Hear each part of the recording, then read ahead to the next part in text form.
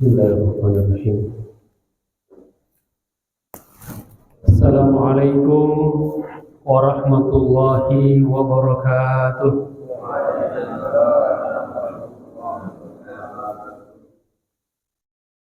Alhamdulillahi rabbil alamin. Wa bihi nasta'inu ala umuri dunya wa din. Allahumma salli ala Sayyidina Muhammad al-Fatih lima ughliq al-khatim lima sabaq nasiril haqqi bil haqqi wal hadi ila siratikal mustaqim wa ala alihi wa sahbihi haqqa qadrihi wa miqdarihi al-azim. Subhanaka la ilma lana illa ma 'allamtana innaka antal alimul hakim. Rabbi shrah li sadri wa yassir li amri wahlul 'uqdatam min lisani yafqahu qawli, amma ba'd. Faqad qala Allah subhanahu wa ta'ala ba'da a'udzu billahi minasy syaithanir rajim. Alladzi khalaqal mauta wal hayata liyabluwakum ayyukum ahsanu amala. Wa qala aidan kullu nafsin dha'iqatul maut. Wa qala an-nabiy sallallahu alaihi wasallam aktsiru min dzikri hadimil ladzat, yakni al-maut. Wa qala al-ulama al-mautu babun wa kullun nasi dakhiluh. Sadaqallah wa sadaqa Rasulullah. Allahumma arhamna bil Qur'an. Allahumma salli wa sallim wa barik alaihi. Pergi ke pasar membeli ikan, tak lupa juga membeli terasi. Puji syukur kita panjatkan, alhamdulillah bisa berjumpa lagi. Sehat semuanya? Alhamdulillah. Alhamdulillah. Yang penting sehat semuanya. Alhamdulillah kita masih diberikan umur, diberikan kesehatan, diberikan kekuatan. Mudah-mudahan juga diberikan keikhlasan dan keistiqomahan, sehingga dengan kenikmatan-kenikmatan tersebut ringan langkah kita ke tempat ibadah. Betapa banyak orang yang mungkin ingin ke masjid tetapi langkahnya berat. Mungkin juga sekarang masih terbuai dalam mimpi-mimpi tidurnya. Maka dengan nikmat itu semuanya, mari kita sekali lagi mengucapkan alhamdulillahirabbil alamin. Syukur kita kepada Allah, puji-pujian kita kepada Allah tidak akan pernah sempurna tanpa salawat atas baginda Rasulullah sallallahu alaihi wasallam. Maka mari kita memperbanyak salawat kepada Nabi. Sekali lagi, Allahumma salli ala Sayyidina Muhammad wa ala ali Sayyidina Muhammad. Yang mau pakai Sayyidina silahkan, yang tidak mau pakai juga tidak apa-apa. Yang penting bersalawat. Jangan sampai gara-gara Sayyidina tidak Sayyidina sehingga dua-duanya tidak bersalawat. Setuju? Jamaah sekalian dirahmati Allah Subhanahu wa taala, burung pelatuk dimakan kucing. Kain putih 7 buntalan. Yang matanya ngantuk, kepalanya pusing, mari kita ngopi yang rada kentalan. Di beberapa masjid kalau ngaji subuh ada kopi. Ya, ini urusan panitia ini.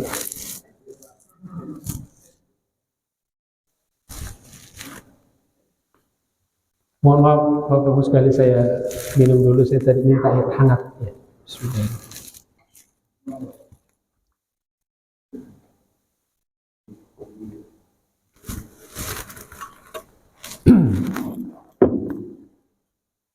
Ma'asyiral muslimin rahimakumullah, Bapak Ibu sekalian saya hormati.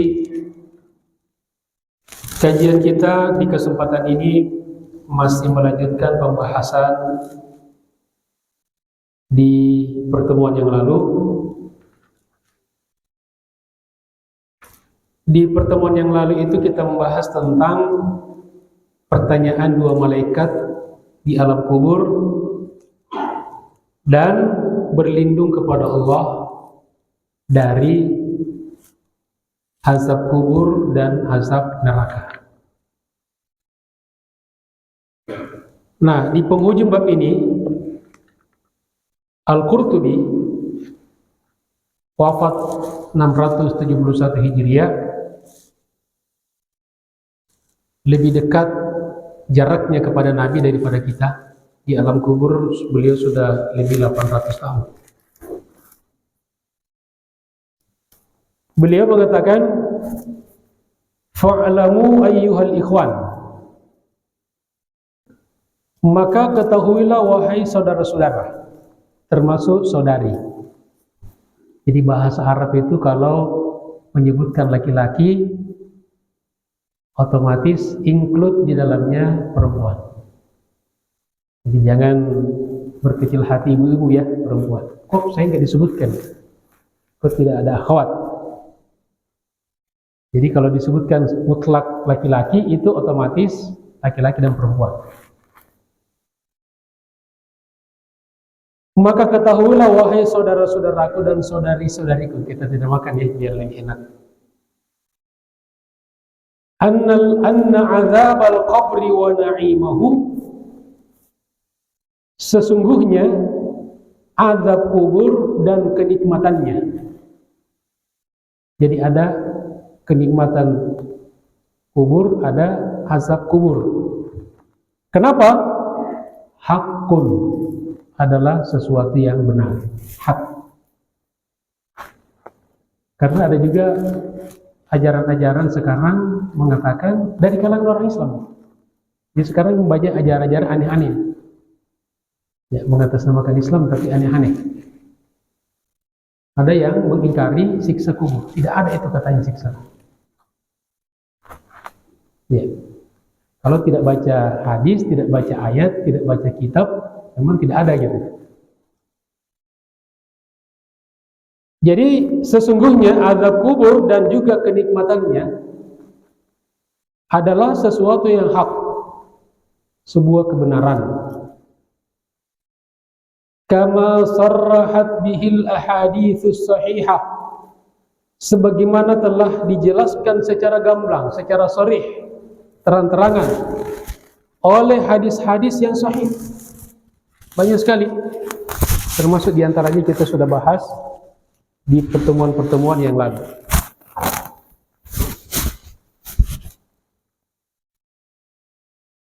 Walakin Allah Ta'ala ya'khudhu bi absaril khalaiqi wa asma'ihim minal jinni wal ins. Akan tetapi Allah Subhanahu wa Ta'ala membatasi pandangan makhluk dan pendengarannya dari kalangan jin dan manusia an ru'yati azabil qabri wa na'imi, sehingga makhluk jin dan manusia tidak bisa melihat dan mendengar azab kubur itu. Li hikmatin ilahiyatin, karena ada hikmahnya untuk kita juga. Betapa repotnya hidup kita ini kalau kita manusia ini bisa mendengarkan apa yang terjadi di alam kubur, ya kan? Sama dengan kata orang, kenapa sih Allah Subhanahu wa Ta'ala merahasiakan kematian kita? Emang kenapa? Kan enak kalau kita tahu kapan kita mau mati. Loh, enaknya di mana? Ya, kalau misalnya kita mau mati besok, hari ini kita makan enak-enak gitu, puas-puasin diri. Apa iya Ada nafsu makan kalau kita mau mati besok? Jangankan besok, sebulan yang akan datang kita mau mati, kita tahu pasti tidak ada lagi selera makan.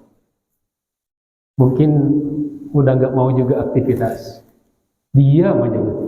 Iya kan? Loh, kenapa diam? Tinggal 1 bulan gitu. Iya kan? Dan kalau kita tahu jadwal kematian kita, maka hidup ini hanya akan mengurus orang-orang yang mau mati. Betul ya? Kan udah ketahuan jadwal kita. Di tetangga kita di sebelah menangis. Nangisnya pelan-pelan. Kenapa? Ditanya. Suaminya mau meninggal pekan depan.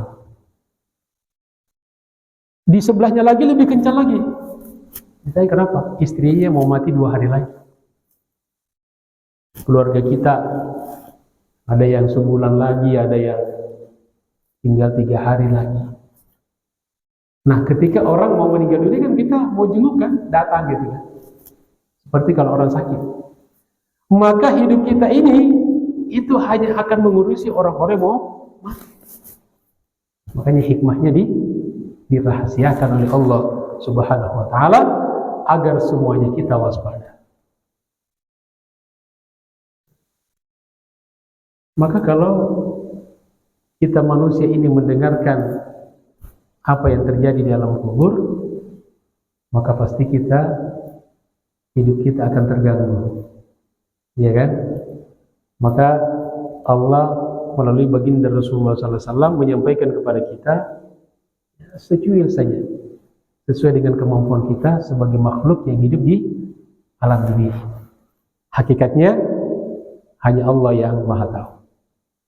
Lalu kata beliau, wa man syakka fi dzalika, dan barang siapa yang ragu-ragu, jadi bukan menolak, bahkan ragu-ragu terhadap itu, bahwa ada nikmat kubur dan ada azab kubur, apa? Fahuwa mulhidun, dia adalah orang yang tidak beriman, mulhid, ateis, orang yang tidak bertuhan. Jadi ancamannya berat, karena iman kepada al-ghaib, iman kepada alam barzakh itu salah satu bagian daripada iman kepada ghaib. Dan ciri utama orang-orang beriman itu adalah yang pertama, alladzina yu'minuna bil ghaib. Kita buka awal Al-Qur'an, itu ciri orang bertakwa itu yang pertama disebutkan. Orang bertakwa itu cirinya adalah orang-orang yang beriman kepada yang ghaib.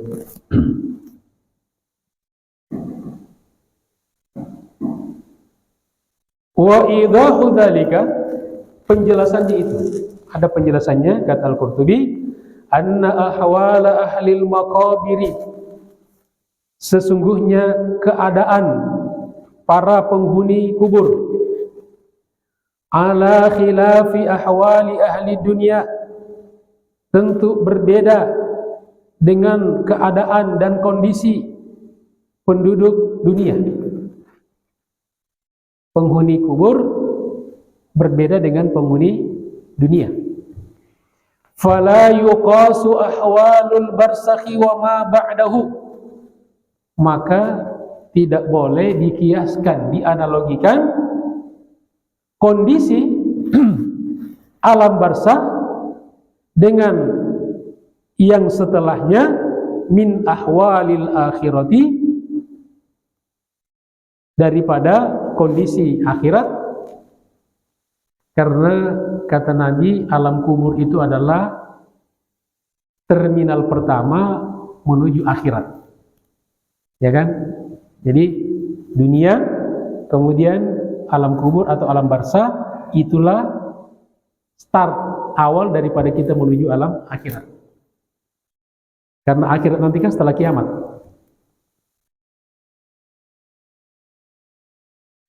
Walaula khabaru sadiqil masduq andalik, dan sekiranya bukan karena khabar, berita dari as-sadiq al-masduq, orang yang selalu jujur dan selalu dibenarkan, yaitu siapa?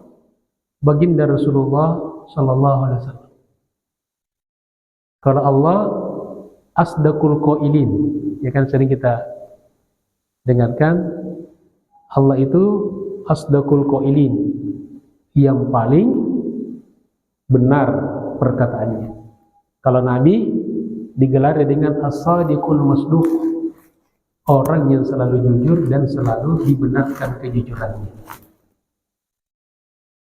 Dan seandainya bukan karena berita kabar dari Rasulullah SAW tentang alam kubur, ma arafna syai'an min ahwali ahli al-kuburi wala arafna al-mun'am wal mu'adzab, maka tentu kita tidak akan pernah tahu sekecil apapun tentang kondisi orang-orang di alam kubur, dan kita tidak pernah tahu siapa orang yang diberikan kenikmatan alam kubur dan siapa orang yang disiksa di alam kubur. Jadi semuanya karena wahyu. Nabi ngomong kepada kita berdasarkan wahyu dari Allah. Di antaranya misalnya Nabi pernah bersama sahabatnya lewat di suatu pekuburan. Kemudian Nabi berhenti. Berhenti juga sahabatnya. Lalu Nabi minta atau mengambil pelepah korma yang masih basah. Lalu pelepah korma itu dibagi dua. Lalu ditancapkan ke dua kuburan orang itu. Ada dua kuburan ditancapkan masing-masing sebelah. Lalu sahabat bertanya, kenapa Rasulullah melakukan itu? Karena pasti Nabi melakukan itu bukan sia-sia. Ya, ada pelajaran, ada tujuannya.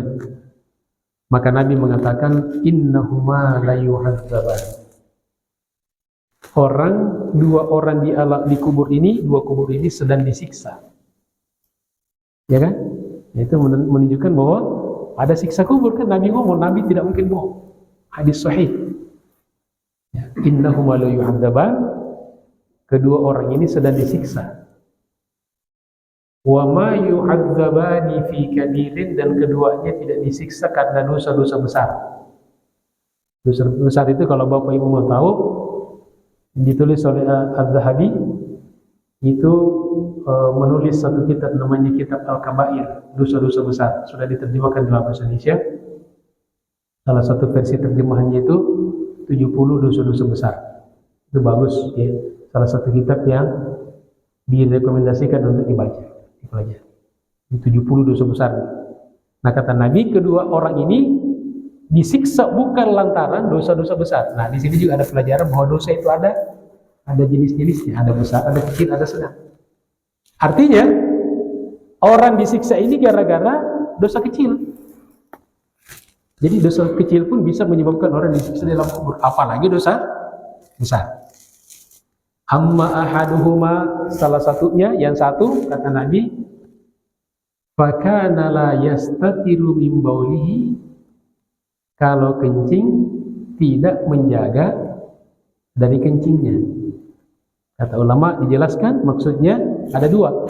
Yang pertama, kalau kencing dia tidak menjaga auratnya. Jadi kalau mau kencing, terutama laki-laki ini, bapak-bapak biasanya kan kalau nggak ngaji, ya kencing di mana aja, tembok, pohon, ya listrik, ya kan? Bahkan di jalan sering kita lihat lampu merah turun di ban gitu kan. Nah, jadi udah nggak punya rasa malu. Kadang-kadang yang malu justru kita yang lihat yang malu, ya kan? Yang kedua, yang dimaksud adalah tidak berusaha menjaga kainnya, ya, sehingga tidak terpantul dari kencing. Ya, itu dua penjelasannya. Jadi yang pertama disiksa gara-gara itu, gara-gara kencing. Nah, sehingga ini pelajaran bagi kita bahwa kita juga harus perlu menjaga dua ini. Persoalan kencing yang di aktivitas yang banyak kita lakukan kan, satu hari bisa berapa kali kita kencing, ya kan? Dan tidak selalu kita dapat tempat ideal. Kalau di kamar mandi, di toilet kan ideal kan ada, apalagi di rumah kita gitu. Nah, kadang kita di luar, di tempat-tempat umum gitu ya. Nah, yang kedua, wa ammal akharu, sedangkan yang lain di kuburan yang kedua itu disiksa gara-gara kana yamshi bin namimah. Dulu ketika hidup suka menyebarkan berita-berita fitnah, adu domba, provokator, berita bohong, sekarang berita hoax, ya, ghibah, namimah. Jadi, Masya Allah, ini dua hal yang kata ulama, kalau yang pertama itu banyak dilakukan laki-laki. Kalau perempuan rada rapi kalau soal kencing itu. Ya kan? Perempuan tidak sembarangan tempat ya. Tidak ada kencing berdiri, tidak ada perempuan kencing di tiang listrik gitu. Ini laki-laki yang hadis pertama ini tujuannya laki-laki, sedangkan yang kedua ini perempuan. Yang banyak, mohon maaf, memang pulsa kata-kata perempuan ini 2 kali lipat dari laki-laki. Satu hari perempuan itu bisa mengeluarkan 20.000 kata-kata. Ya, laki-laki cuma 10.000. Makanya lebih banyak ngomel ya perempuan daripada laki-laki. Makanya kalau suami yang tahu istrinya lagi banyak ngomong, nah dia mengerti, nah biarin aja, itu lagi menghabiskan pulsanya. Ya nanti kalau habis, ya nanti diam sendiri.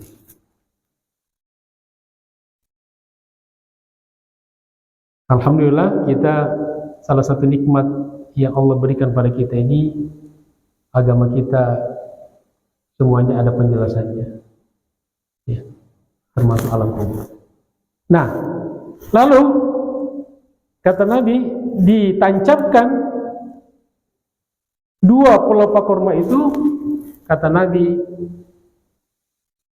semudah-mudahan diringankan siksanya dengan tasbihnya 2 pelepah kurma yang masih basah. Ya, la'allahu yukhaffaf min adabihi,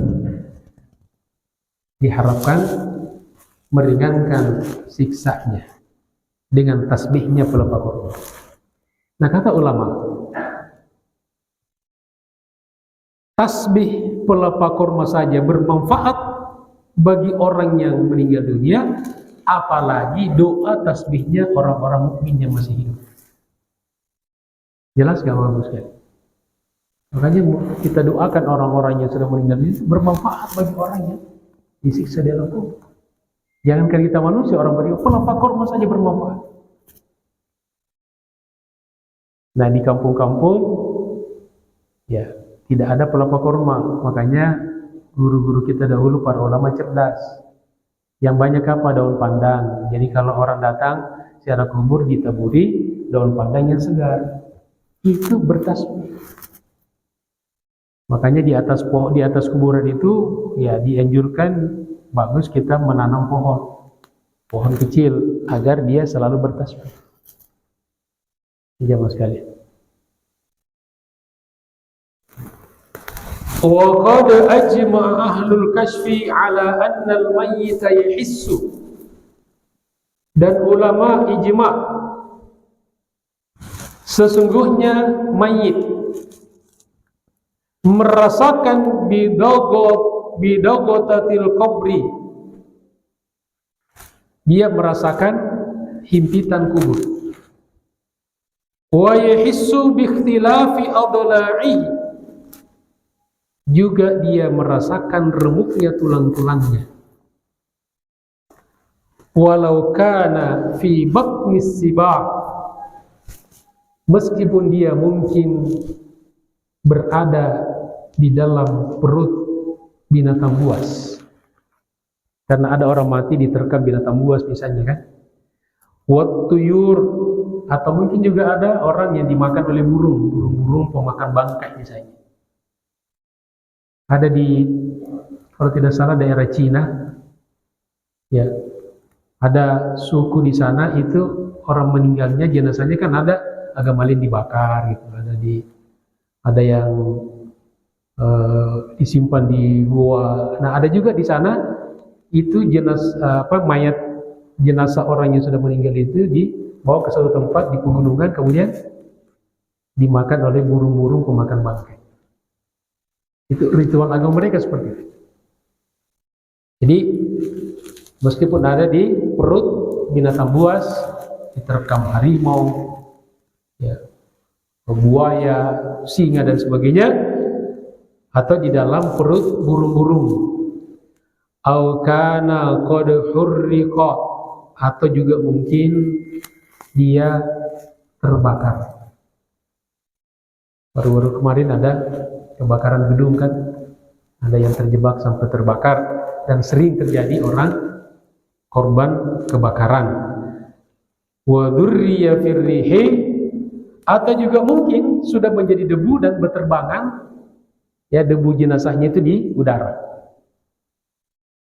Fatahissu kullu dzarratin bil alami, maka setiap debu, butiran debu daripada jasad manusia itu merasakan sakitnya, walau kanat mutafarriqah, meskipun itu bertebaran kemana-mana. Jadi jangan dikira dia karena tidak dikuburkan maka selamat dari siksa kubur. Itu tak merasakan. Itu ijma ulama. Hal-hal seperti ini kan kalau kita nggak ngaji nggak ngerti kan. Ya. Makanya saya sering mengatakan di beberapa majelis taklim, ya, kita itu jangan ngajinya cuma fikih hukum saja, dan kadang-kadang dibahas yang itu saja. Ya, bahkan yang sudah tuntas dibahas ulama kita korek-korek lagi, akhirnya apa? Berantem antara jemaah. Ya, kita bacalah tentang persoalan-persoalan kubur, ya, tentang kematian, juga tentang ekonomi perlu kita bahas, tentang bahkan politik. Ya, dan banyak sekali bab-bab di dalam agama ini harus kita pelajari. Ya, cuma memang bahasan seperti ini seringkali anak-anak muda kurang tertarik. Ya. Ini kan bahasan untuk orang-orang tua katanya. Ya, disangkanya yang mau mati itu hanya orang tua, ya kan? Padahal realitanya yang mati itu siapapun. Ya, yang penting siapa yang datang ajalnya dia mati. Jadi kalau ada pertanyaan siapa yang mati itu orang yang datang ajalnya. Mati tidak mengenal akte kelahiran, tidak mengenal hasil check up di rumah sakit. Ya, kadang-kadang yang sakit kakeknya, neneknya, yang meninggal cucunya. Ya, kadang-kadang yang diwanti-wanti meninggal dunia, yang sudah parah sakitnya di rumah sakit, yang meninggal malah yang jagain. Bahkan banyak ada beberapa kasus yang meninggal dokternya. Dokter memvonis, ini ibu ini maaf, umurnya tinggal beberapa bulan. Ibunya sehat sampai sekarang, yang meninggal duluan dokternya. Jadi mati ini ya ngacak gitu. Sehingga kalau kata ulama, kata guru-guru kita, kalau bicara soal kematian ini konsumsi kita, jadi bukan hanya untuk orang tua. Jamaah sekalian. Qala al-ulama, kemudian Al-Qurtubi juga mengutip pendapat ulama. Ini ada para guru-guru kita dulu, para ulama tidak merasa pintar sendiri sehingga tetap berpedoman kepada apa yang telah ditulis oleh para ulama sebelum. Apa kata ulama? Wa tiflu fi dagatatil qabri wa adzabihi kal baligh. Bagaimana dengan anak-anak kecil yang meninggal dunia? Apakah juga merasakan himpitan alam kubur? Maka sama dengan orang yang mati. Jadi anak kecil ya yang belum balik kalau mati merasakan juga himpitan alam kubur seperti orang yang sudah balik. Kama taqtadihi zawahirul hadis, berdasarkan zahir daripada hadis-hadis yang menjelaskan itu. Tidak ada pengkhususan. Walidzalika kana sahabatu, itulah sebabnya para sahabat Nabi idza sallu 'ala tifli, kalau mensalatkan jenazah anak kecil, yad'una lahu bi anna Allah ta'ala yu'idhuhu min adzabil qabri, mereka pun berdoa kepada Allah agar si anak kecil itu dilindungi oleh Allah dari azab alam kubur. Kalau kita salat jenazah atau mendoakan orang meninggal dunia kan diantaranya Allahumma ghfir lahu warhamhu wa'afihi wa'afu anhu akrim nuzulahu wasi' madakhalahu, ya. Allahumma ghsil khatayahu minal ma'i was salji wal barad. Allahumma ghsil Allahumma abdil daran khairan min darihi wa ahlan khairan min ahlihi wa zawjan khairan min zawjihi. Allahumma a'idhu min adzabil qabri wa min adzabin nar. Allahumma adkhilhul jannah wa a'idhu min adzabin nari wa min adzabil qabr. Bahkan di dalam salat kita berlindung kepada Allah dari azab kubur.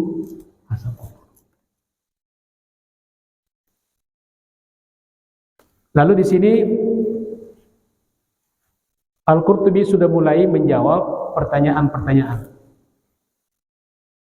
Fa in qala qailun, kalau misalnya ada orang yang bertanya, falima yusamma fattanal qabri bimunkarin wa nakir.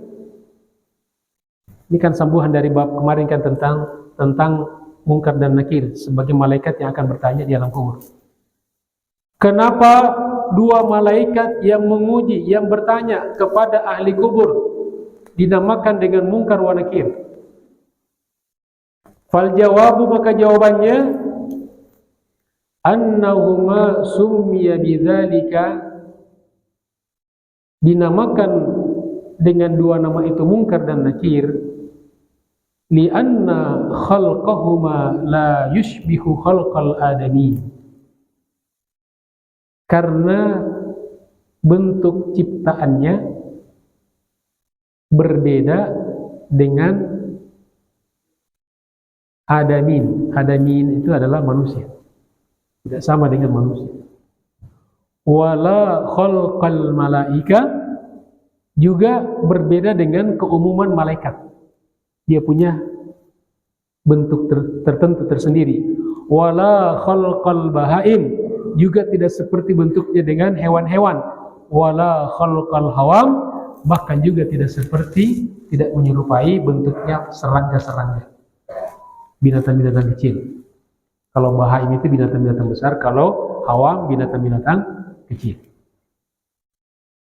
Bal huma khalqun badi', bahkan keduanya mungkar dan nakir itu adalah makhluk yang lain. La ya'nisu bihi ma ahadun minan nadirin, tidak akan pernah nyaman siapapun yang melihatnya.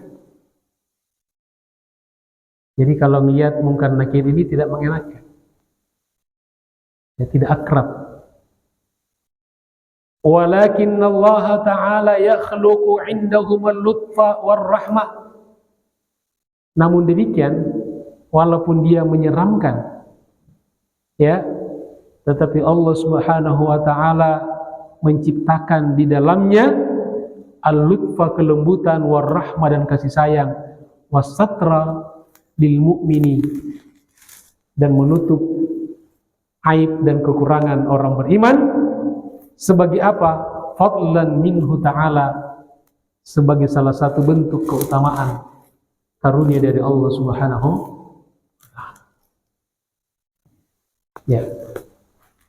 Kalau kita misalnya di dunia ini bisa mengambil permisalan dari binatang buas. Ya. Jadi sebuas-buasnya binatang itu pasti ada kasih sayang dalam hatinya. Pasti dia sayang sama anaknya. Ya. Dan bahkan kadang-kadang terjadi, jemaah sekalian, ya, dia sayang kepada makhluk yang mungkin tadinya mau dimangsa. Ya kan? Dalam dunia binatang kan kita baca, kita sering mungkin mendengar atau mengetahui. Yang tadinya mungkin dia akan jadikan jadi mangsa, malah disayangi. Kenapa?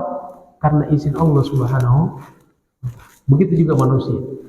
Manusia ini mungkin sejahat-jahatnya, manusia tidak mau dijahati, ya kan? Walaupun manusia itu ganas, ya, beringas, ya, pembunuh misalnya gitu kan, pasti dia tidak mau diganggu, dan dia akan selalu mencintai orang-orang yang mencintai. Dia akan melindungi anak-anaknya. Jamaah sekalian dirahmati Allah Subhanahu wa taala. Fayatasyakkalani, maka kedua malaikat yaitu Munkar dan Nakir akan senantiasa merubah bentuk. Jadi tidak dalam satu bentuk. Likulli insanin, bagi setiap manusia, bisyakilati amalihi wa ilmihi wa i'tiqadihi, tergantung pada amal, ilmu dan keyakinannya. Jadi Munkar dan Nakir bisa menakutkan atau juga bisa tidak, tergantung pada ilmu, amal dan keyakinan orang yang didatangi di alam kubur. Makanya berbeda-beda, meskipun aslinya dia adalah makhluk yang menakutkan. Itu yang pertama. Nah, jadi kalau ada pertanyaan, kenapa dua malaikat yang akan menanyai mayit di alam kubur namanya Munkar dan Nakir? Jawabannya karena memang dia adalah makhluk yang diciptakan Allah khusus, berbeda dengan makhluk-makhluk yang lain. Berikutnya jemaah sekalian, fa in qala qailun, kalau ada orang yang bertanya, kaifa yukhatibul malakani jami'al mauta, bagaimana dua malaikat itu berbicara, bertanya kepada seluruh orang yang sudah meninggal dunia, fi jami'i aqtaril ard, dari seluruh penjuru dunia, fi waqtin wahidin, pada waktu yang sama, satu waktu. Kan alam kubur ada di Indonesia, ada di luar Indonesia, ya kan? Bahkan di Indonesia saja berbagai tempat itu. Nah, di sini apa namanya? Cakung ya. Cakung di sini mana? Pekuburan. Mungkin ada berapa tempat di sini ya. Jadi banyak. Bagaimana itu? Bagaimana malaikat Munkar Nakir bisa bertanya kepada seluruh penduduk ahli kubur dalam satu waktu? Fal jawabu, maka jawabannya, annallaha ta'ala, sesungguhnya Allah Subhanahu wa ta'ala, ja'ala jismahuma kabiran, Allah Subhanahu wa ta'ala telah menjadikan jasad keduanya itu kabiran, besar, mithla jismi malakil maut, seperti besarnya malak al-maut, yaitu malaikat pencabut nyawa. Fatakunu dunya kullaha, fatakunu dunya kulluhu atau kulluha, maka dunia itu semuanya, baina yadaihima, di hadapannya, kal ina'i, seperti satu bejana, alladhi yu'kalu minhu, seperti bejana atau seperti mangkok yang kita pakai makan. Kalau Bapak Ibu makan bakso, makan bubur ayam, di ada mangkoknya itu, ya dunia dengan segala isinya, kira-kira seperti itulah di hadapan malakul maut dan juga di hadapan malaikat Munkar dan. Jadi kalau kita makan bakso kan kita kuasai kan isi-isinya itu, mana ada baksonya, mana sambelnya, kan kita lihat detailnya yang ada dalam piring dan ada dalam mangkok itu kita tahu. Nah, begitu juga bagi malaikat Munkar dan Nakir. Fa idza takallama bi kalamin, maka apabila keduanya berbicara, dia berbicara kan karena dia bertanya, wasala ila kulli wahidin minal mauta, maka kedengaran kepada seluruh orang yang meninggal dunia. Efektif. Fi sairi aqtaril ard, di seluruh penjuru dunia. Fayutakhayyalu annal khitaba lahu min mun'am wa mu'adzab, maka dia akan sampai perkataannya, pertanyaannya kepada ahli kubur, baik yang al-mun'am, yang mendapatkan kenikmatan alam kubur, ataupun yang al-mu'adzab, yang diazab di alam kuburnya. Fayadkhulu fi udhuni kulli wahidin min dhalikal kalam, maka akan masuk ke dalam telinga masing-masing orang itu ma yunasibu halahu, sesuai dengan kondisinya, min lutfin wa syiddatin, apakah perkataan mungkar nakir itu lembut ataupun syiddah kasar, wa na'imin wa adab, apakah itu kenikmatan atau azab. Ya, jadi satu kali ngomong, tapi omongan itu sampai kepada seluruh penghuni alam kubur. Tapi kalau untuk orang-orang yang ditetapkan mendapatkan nikmat alam kubur, maka suara mungkar nakir itu jadi lembut. Sedangkan untuk orang-orang yang ditakdirkan mendapatkan azab alam kubur, maka perkataan mungkar nakir itu menjadi kasar. Itu yang kedua. Jamaah sekalian dirahmati Allah Subhanahu wa taala. Kemudian selanjutnya, fa in qala qailun, kalau ada yang bertanya, fa kaifa tanqalibul a'malu ashkhasan. Di pertemuan kemarin telah dibahas bahwa amal-amal kita itu di alam kubur akan menjelma menjadi orang, menjadi pendamping dalam bentuk manusia gitu, orang. Bagaimana amal-amal itu bisa berubah menjadi ashkhas, bentuk manusia. Wa hiya fi nafsiha a'rad. Padahal pada waktu yang sama itu kan sifat-sifat. Ya kan, sifat baik maksudnya.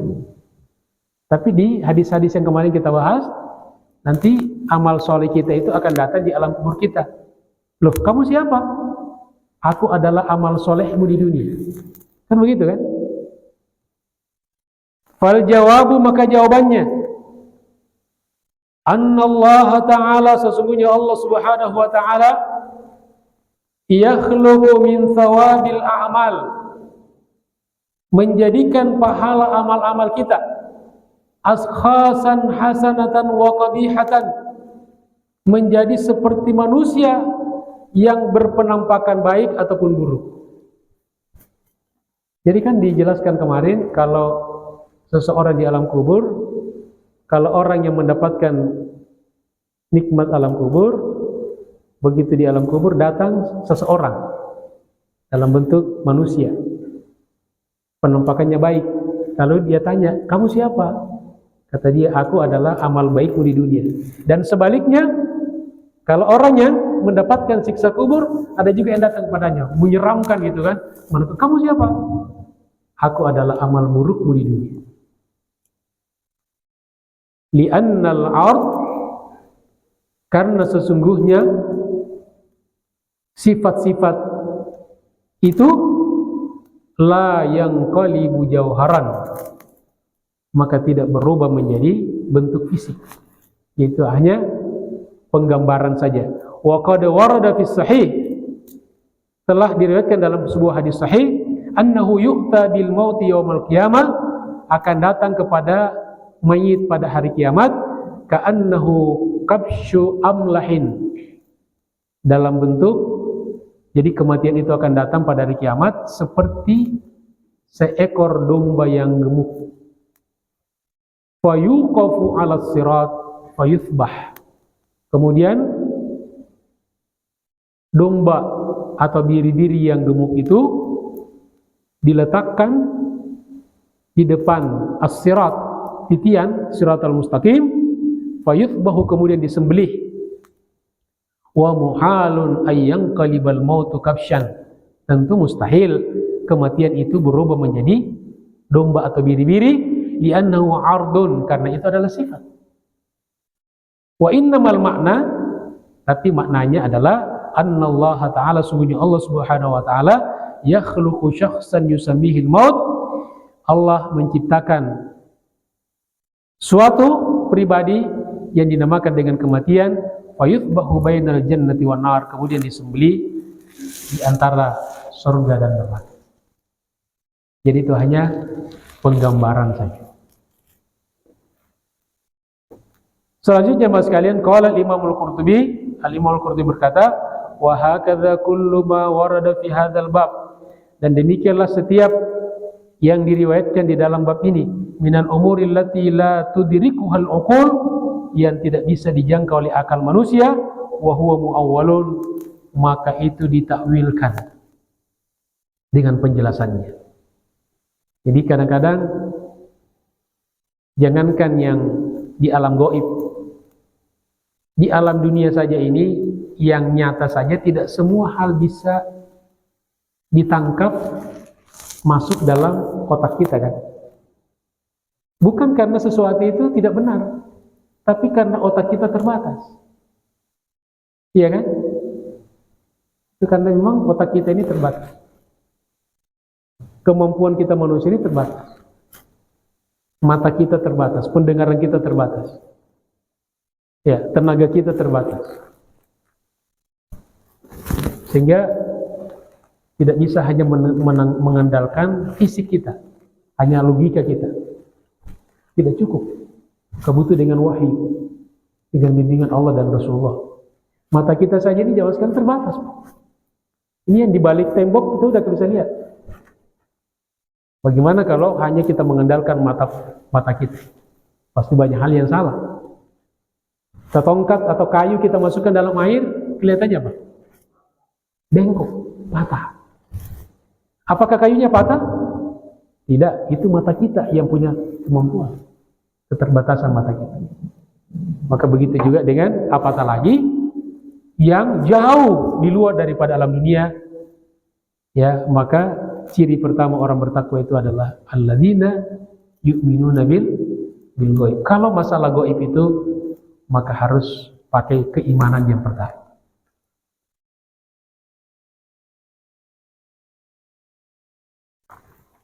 Jelaskan dirahmati Allah Subhanahu wa taala. Kemudian terakhir, fa in qila, kalau ada yang bertanya, qad ikhtalafatil atharu fi sa'atil qabri wa dhiqih.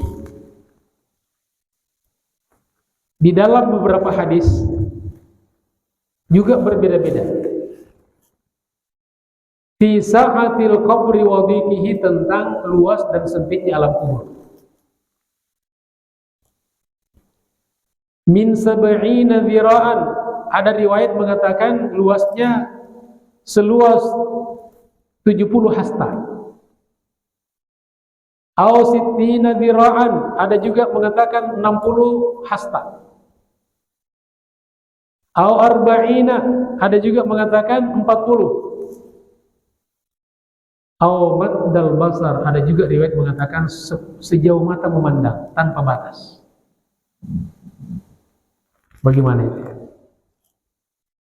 Nah, begitu juga kan kadang-kadang banyak persoalan agama ini yang Nabi itu bukan cuma satu hadis, bukan cuma satu berkata itu.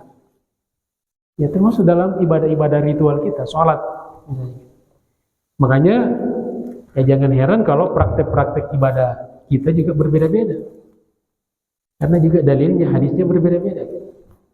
Saya sering mencontohkan letak tangan saja setelah takbiratul ihram itu ada 6. Ada yang di dada, ada yang antara dada dan perut, ada di atas pusat, ada di bawah pusat, ada yang di jantung, ada yang lurus ke bawah. Dan semuanya benar. Karena Nabi tidak satu kali sholat. Makanya kalau kita keliling di dunia, berbeda-beda umat Islam. Jangan kita salah, jangan kita ambil satu kemudian yang lain salah. Yang salah yang tidak sholat. Itu pasti salah. Di dalam sholat saja berbeda, apalagi di luar sholat. Nah, bagaimana menyikapi hadis-hadis yang berbeda seperti itu? Nah, ini kan butuh pemahaman utama. Kalau seperti kita nggak bisa menjangkau. Nah, jawabannya, hadza mukhtalafun bi ikhtilafin nasi min ahlil khair. Maka perbedaan itu tergantung pada perbedaan manusianya. yang menjadi ahlul khair. Orang yang kita doakan sebagai orang khair. Bapak Ibu sekalian masih ingat kalau ada jenazah yang habis sholatkan di masjid misalnya, ada kan ustadz yang memberikan pengantar. Terakhir apa dikatakan? Atasyhadu lahu min ahlil khair. Kalian bersaksi enggak orang ini ahlul khair? Apa jawabannya? Khair. Padahal kadang-kadang yang teriak khair itu enggak kenal si mayit. Apa namanya itu Pak kalau bahasa anak-anak? Sok tahu. Kok dia bilang khair padahal dia enggak kenal? Bagaimana itu? Nah, itu adalah doa. Jadi bukan memastikan orang itu pasti ahlul khair. Makanya tidak apa-apa Pak, walaupun kita nggak kenal. Yang penting kita ikut di masjid itu. Ketika ditanya, kamu bersaksi orang baik, baik, menjadi doa. Kita doakan mudah-mudahan menjadi ahlul khair. Sama dengan almarhum. Kan sekarang apa aja Pak dikritisin orang. Tidak boleh katanya orang meninggal dikatakan almarhum. Karena orang yang sudah dirahmati. Dari mana kita pastikan dia mendapatkan? Itu doa. Kalau mendoakan saudara kita boleh dan harus kita doakan. Jadi kepastian itu hanya Allah. Ya. Nah orang-orang yang tidak mau dikatakan almarhum ini kalau mati nggak usah kita doakan dia. Dia sendiri nggak mau kan, dibilang nggak boleh pakai almarhum. Nah maka luas sempitnya alam kubur itu tergantung pada orangnya. Fakullu man zada fil a'mali, maka setiap kali menambah di dalam amal-amalnya as-salihah yang saleh, semakin banyak sholatnya, khusyuk sholatnya, ya puasanya, zikirnya, tilawatul Qur'annya, bakti kepada kedua orang tuanya, menjaga kata-katanya, adabnya, akhlaknya, dan sebagainya. Semakin dia bertambah amal solehnya di dunia, karena qabrahu awsa, maka kuburnya pun semakin luas. Jadi persoalannya bukan persoalan seperti dunia nih, persoalan meter gitu kan, berapa hektar, berapa luasnya gitu kan, tapi ditentukan oleh amal soleh. Nah kemudian bagaimana dengan orang kafir? Wa ammal kafiru, adapun orang kafir, faqabruhu, maka kuburannya dhayyikun, pasti sempit, ala halatin wahidah, satu bentuk saja. La yattasi'u abadan, tidak akan pernah menjadi luas. Nah, adapun orang-orang beriman, maka alam kuburnya sewaktu-waktu bisa sempit, bisa menjadi lebih luas lagi. Bisa dengan amal-amal yang dia bawa, ataupun amal-amal orang hidup yang disedekahkan untuk ahli kubur. Makanya Bapak Ibu sekalian, salah satu investasi kita ini orang tua ya, yang masih hidup adalah meninggalkan keturunan yang soleh dan solehah. Salah satu ciri anak soleh adalah yad'u lahu, yang akan mendoakan kita. Doa itu diantaranya termasuk sedekah. Ada sahabat datang kepada Nabi, ya Rasulullah, inna ummi qad matat, ibuku sudah mati. Apa atasaddaqu anha, boleh enggak saya sedekah niatnya untuk pahalanya untuk almarhumah? Kata Nabi, na'am, ya. Lalu kata beliau, ayyu sadaqati afdal, apa sedekah yang paling afdal ya Rasulullah? Kata Nabi, sakil ma, kasih air minum. Kata ulama, air minum saja bagus, apalagi makanannya, apalagi dikasih pakaian, apalagi beasiswa. Yang kedua, air minum. Kenapa? Karena kalau orang dikasih air minum langsung dipakai efektif. Tidak ada orang Pak dikasih air minum disimpan sampai berbulan-bulan. Saya tadi dikasih langsung saya minum. Tapi kalau saya dikasih misalnya pakaian, dikasih beras, sembako, mungkin saya tidak langsung makan. Mungkin besok atau mungkin lusa gitu. Apalagi pakaian, mungkin nunggu sampai ada momentum yang saya pas untuk pakai gitu kan. Nah, itulah kenapa dikatakan sakyul ma, berikan air minum. Nah, saudara-saudara kita sekarang di Sumatera, di Aceh, di Sumatera Barat, di Sumatera Utara, dan di berbagai tempat yang terkena musibah, menunggu uluran tangan kita. Mereka membutuhkan air minum, air bersih, membutuhkan bantuan. Maka kalau yang mampu silakan membantu. Kalau kita tidak bisa membantu karena keterbatasan kita secara fisik, maka paling tidak kita mendoakan mereka. Yang meninggal, yang menjadi korban, semoga dijadikan insya Allah penaikan kelas, mengampuni dosa-dosa mereka, dan keluarganya diberikan kesabaran dan ketabahan, dan mudah-mudahan menjadi peringatan bagi kita semua. Silakan.